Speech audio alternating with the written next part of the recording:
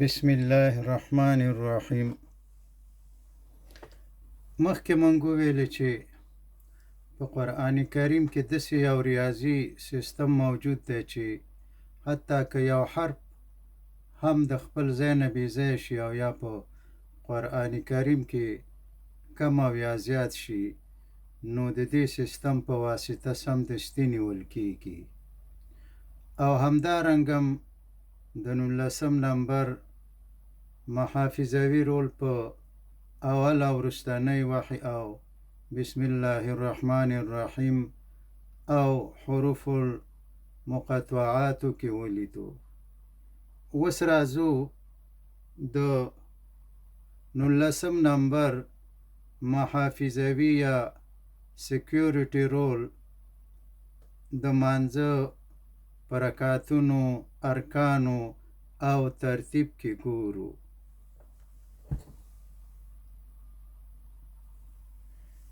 باید ووایو چې موږ صرف د فرض لمونځ په رکعتونو، ارکانو او ترتیب باندې خبرې کوو. پوهیږو چې د فجر یا سبایی 2 رکعته دي فرض، او د ظهر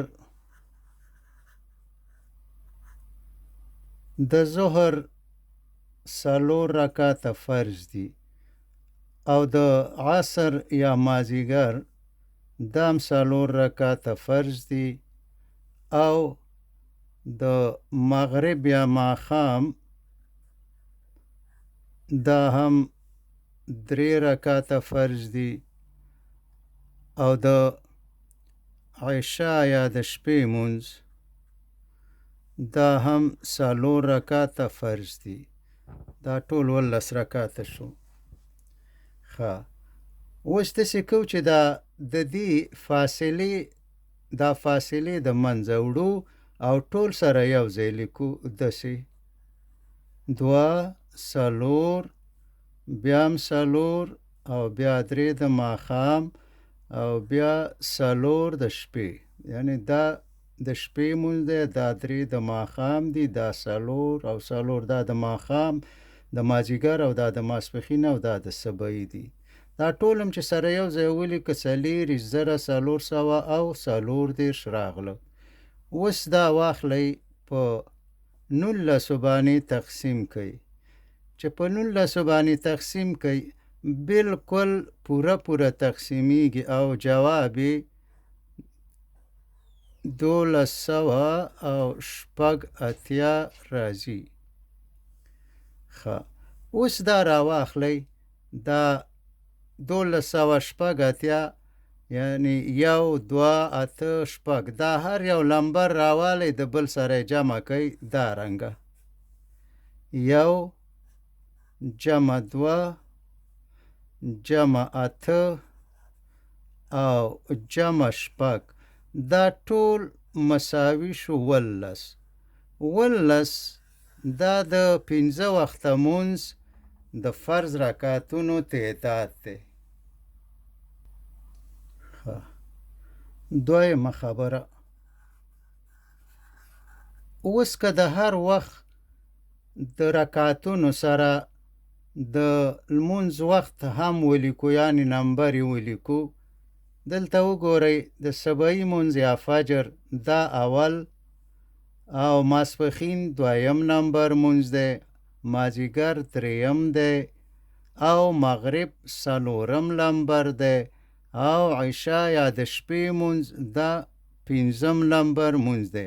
نو اوس که د هر وخت لمونځ سره د رکعتونو سره د هغوی نمبر هم ولیکو، د وخت نمبر، نو په دې ترتیب به وي. اول مونځ یا فجر دې کې 100 رکعته دي، 2 رکعته، او دویم مونځ یعنی ظهر، دا خو فجر شو، ظهر د دې 2 وخت دی او 4 رکعته دي، او بل عصر مازیګر دا هم دریم وخت دی او 4 رکعته دي او بل مغرب یا ماښام دا 4م مونځ دی یعنی وخت 4م دی او رکعتونه یې 3 دي او بل عشاء دا هم 5م مونځ دی او رکعتونه یې 4 دي. اوس دا ټول سره یو ځای ولیکئ داسې 2 1 4 2 4 3 بیا هم 3 بیا 4 او بیا 4 5. ښه دا اوس راوالی په 19 باندې تقسیم کئ. بالکل پوره په 19 تقسیمیږي او جواب 1 1 2 و 5 9 شپږ 5 5 دا جواب شو.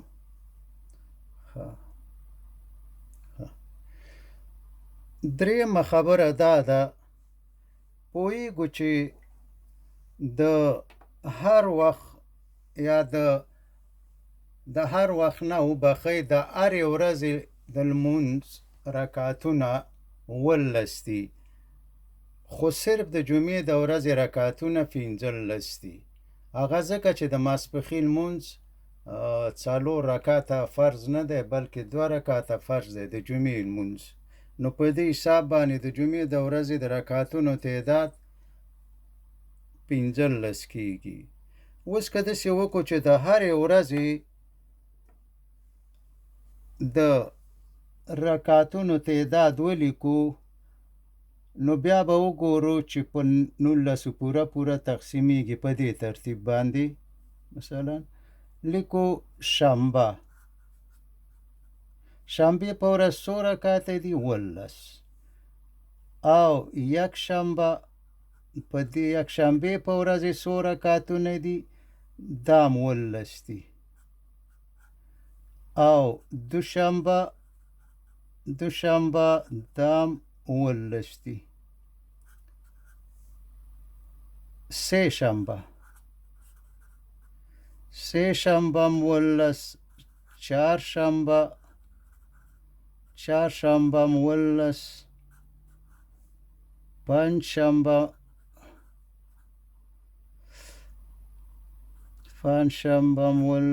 او جمعه د جمعې د ورځې 15 رکعته دي. اوس دا ټول سره یو ځای ولیکو داسې 18 دا د شنبې ورځ بیا د یک شنبې ورځ هم 18 دوشنبې هم 18 سه شنبه هم 18 چهارشنبه هم 18 پنجشنبه هم 18 او جمعه 15. دا وسوالی په 19 باندې تقسیم کئ بالکل پوره تقسیمیږي. جواب او جواب 903 راځي یعنی په 19 بالکل پوره تقسیمیږي. څلورمه خبره دا ده چې اوس د هرې ورځې د رکعتونو د تعداد او د ورځې نمبر لیکو. یعنی د ورځې نمبر فرضاً شنبه اوله ورځ ځکه چې دلته هم د شنبه جمعه یا دغه هفته هم د شنبې نه شروع کړې شنبه یک شنبه دوشنبه سه شنبه چهارشنبه پنجشنبه جمعه. نو شنبه اوله ورځ یک شنبه دویمه ورځ او دوشنبه درېیمه ورځ سه شنبه څلورمه ورځ او چهارشنبه پنځمه پنجشنبه شپږمه او جمعه اوومه ورځ دا راغله. اوس د هرې ورځ رکعتونه او د دې ورځې نمبر لیکو. مثلا شنبه اوله ورځ ده او 18 رکعتونه دي. یک شنبه دویمه ورځ ده 18 رکعتونه. دوشنبه درېیمه ورځ ده 18 رکعتونه. او سه شنبه څلورمه ورځ ده 18 رکعتونه. چهارشنبه پنځمه ورځ ده 18 رکعتونه. پنجشنبه شپږمه ورځ ده 18 رکعتونه. جمعه بیا د اومه ورځ ده، خو رکعتونه په دې کې 15 دي.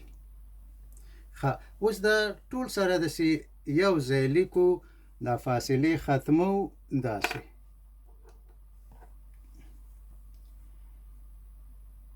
یو اوه دوه اوه درې اوه څلورمه ورځ 18 رکعته. پنځمه ورځ 18 رکعته. شپږمه ورځ 18 رکعته. اومه ورځ او 15 رکعته. ښه، اوس دا په 19 تقسیم کړئ، چې په 19 تقسیم کې بالکل پوره تقسیمیږي. چې په 19 تقسیم شي جواب یې دغه راځي: شپږ یو شپږ، نهه درې درې، دوه څلور نهه، پنځه شپږ پنځه اته اته، دوه یو نهه او اته پنځه. پنځمه خبره دا ده چې مخکې مونږه د هفتې اوله ورځ شنبه نیولې وه، یا اول شنبه یا خالي څوک ورته وایي.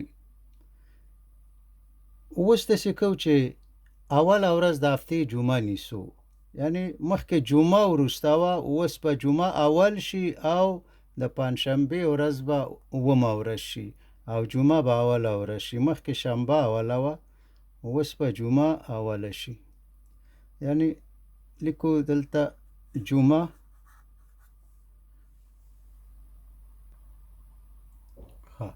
دا ګورئ، جمعه م اوله ورځ ونیوه د هفتې، شنبه دویمه، یکشنبه دریمه، دوشنبه څلورمه، سه شنبه پنځمه، چهارشنبه شپږمه او پنجشنبه اومه شوه. ښه،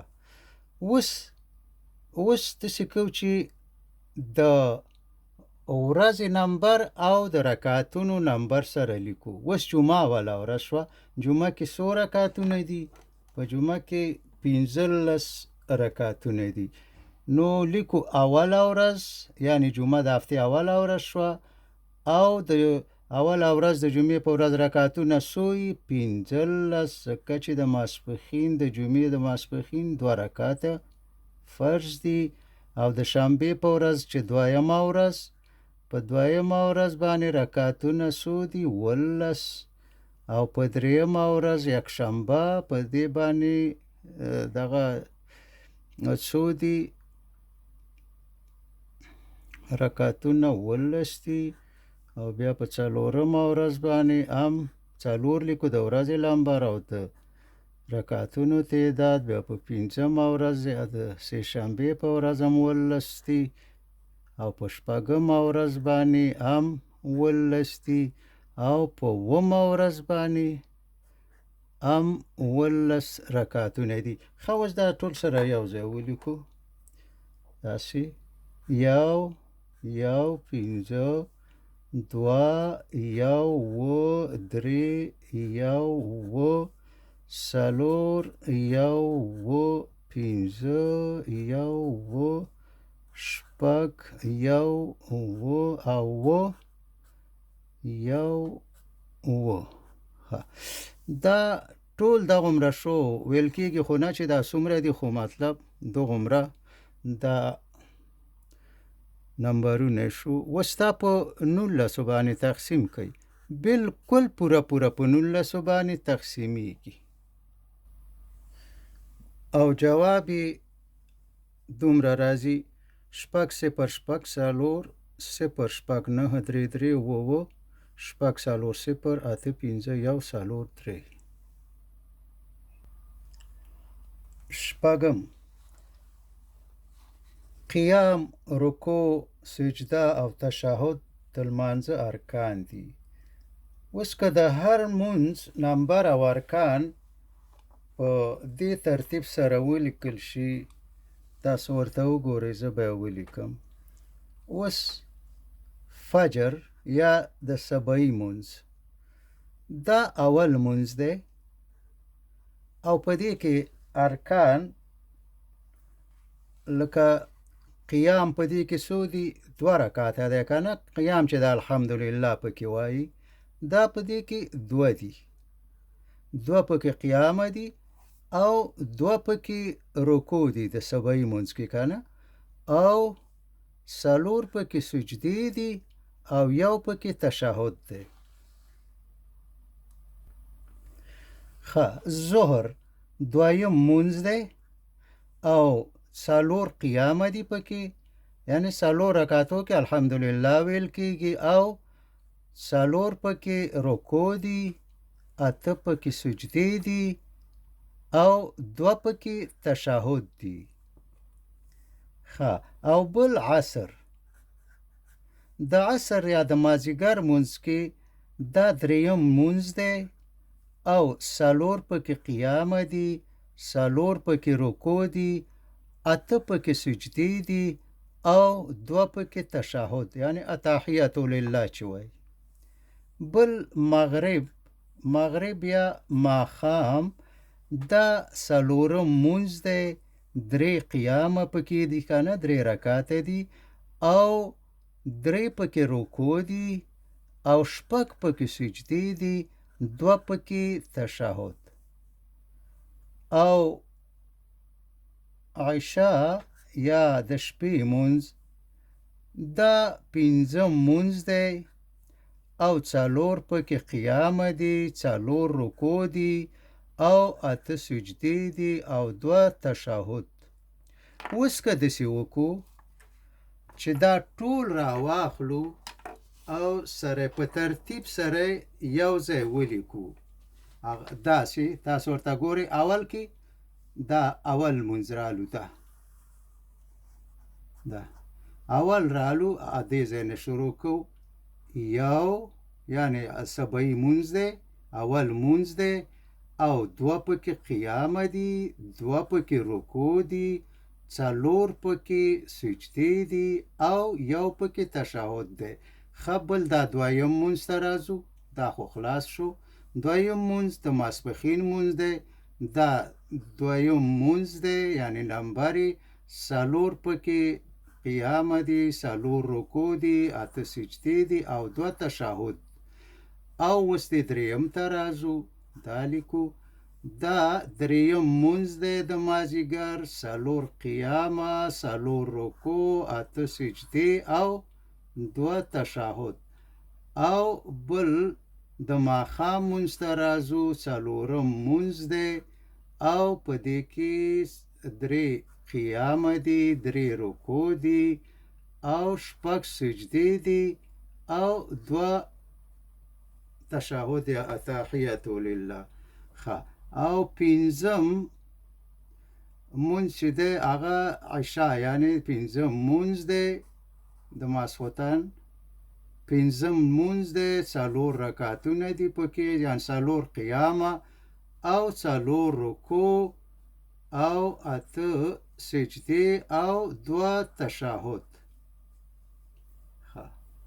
اوس داسې کوو چې الحمدلله رب العالمین یعنی صورت، دا یو صورت په دې ټولو رکعتونو کې ویل کېږي، یو صورت الحمدلله، یعنی په هر رکعت هر قیام کې الحمدلله ویل کېږي. نو د دې د خاطره صرف یو وار د پاره الحمدلله دې سره لیکو، هغه دلته دې سر کې سور قلم به ولیکم چې معلوم شي، صرف یو وار د پاره الحمدلله لیکو. د دې ټولو نه چې کوم عادت جوړ شو هغه دغه دی.